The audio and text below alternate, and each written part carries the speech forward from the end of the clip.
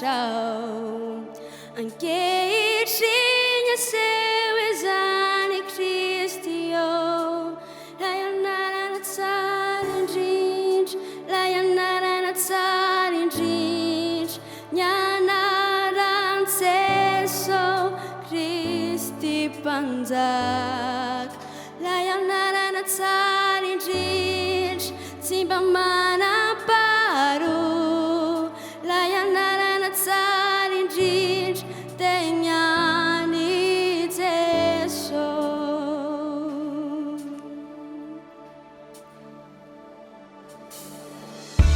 tsy tianao nirery tany an-danitra kanetinao nidinany lanitra no tiavinao ao na de